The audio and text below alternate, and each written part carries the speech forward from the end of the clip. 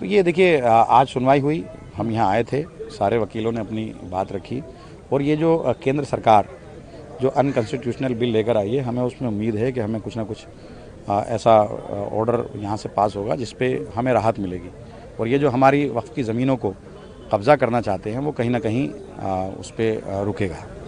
माननीय उच्चतम न्यायालय ने एक टिप्पणी भी की कि जिस तरीके से हाई कोर्ट की ज़मीन पर वक्फ बोर्ड ने क्लेम किया, कहीं ना कहीं उसको लेकर के भी माननीय उच्चतम न्यायालय ने निराशा जताई। देखिए मैं चेयरमैन रहा हूँ वक्फ बोर्ड का और लंबे टाइम तक चेयरमैन रहा हूँ।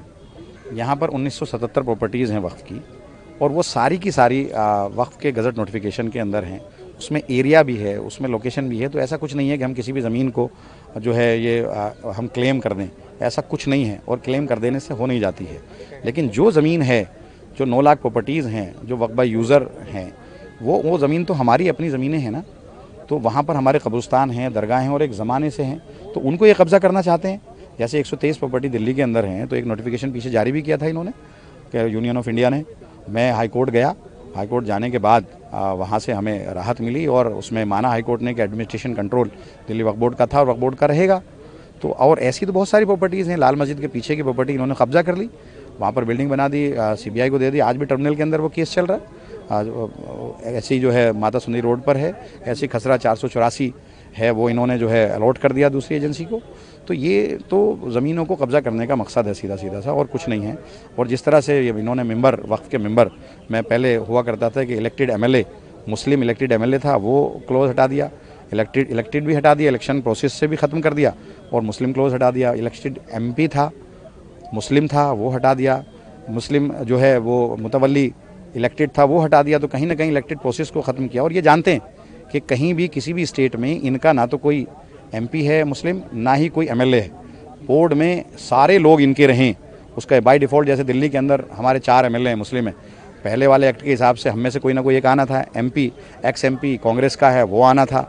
और जैसे हरियाणा है, वहाँ कांग्रेस के हैं। जैसे उत्तर प्रदेश में समाजवादी या कांग्रेस के हैं, ऐसे ही TMC के बंगाल में हैं। तो ये जानते हैं कि अगर वो वाला एक्ट रहता तो बाय डिफ़ॉल्ट अक्सरियत जो है हमारी रहती और ये उसके अंदर गड़बड़ नहीं कर सकते थे। अब एक ये DM को सारी ये पावर दे रहे हैं। अब आप बताओ, अगर स्टेट किसी प्रॉपर्टी को क्लेम कर रहा है, जैसे 123 प्रॉपर्टी को स्टेट क्लेम कर रहा है, तो DM के खिलाफ चला जाएगा। माननीय उच्चतम न्यायालय ने कहा कि एक ही बात को हर एक पिटीशन में रिपीट नहीं किया जाए। जैसा आप कह रहे हैं कि हर एक पिटीशन में वही रिपीट किया जा रहा था कि लेकिन सबकी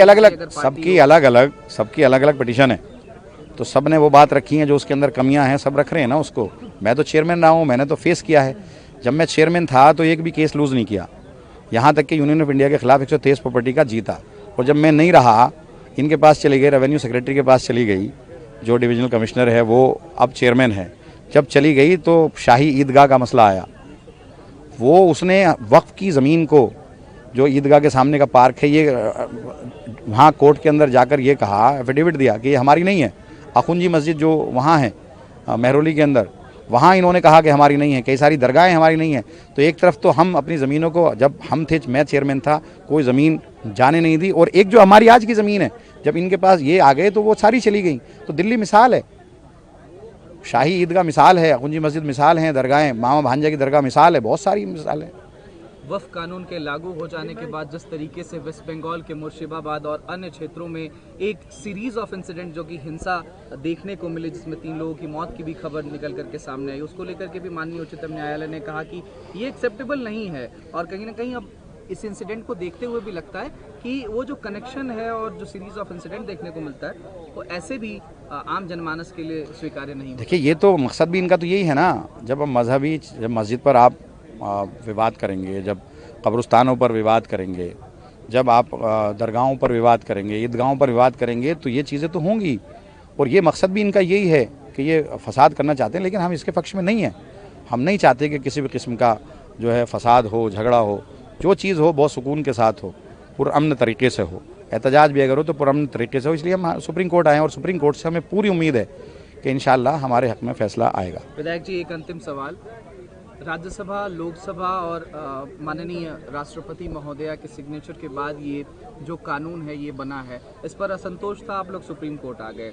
सुप्रीम कोर्ट से आपको क्या लगता है कि जॉइंट पार्लियामेंट्री कमेटी की 90 से ज़्यादा बैठकों के बाद बनी हुई इस लॉ पर क्या स्टे मिल सकता है या फिर क्या कुछ फैसला आ सकता है जो आप जिससे संतोष दिखा सकें? जॉइंट पार्लियामेंट्री कमेटी के अंदर जो रिकमेंडेशन आए थे तमाम मिली जमातों के, तमाम पार्टीज़ के, वो इन्होंने माने कहाँ?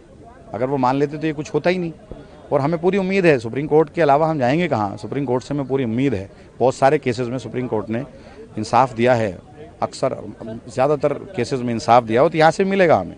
पूरी उम्मीद है हमें कि यहाँ से हमें इंसाफ मिलेगा। बहुत शुक्रिया।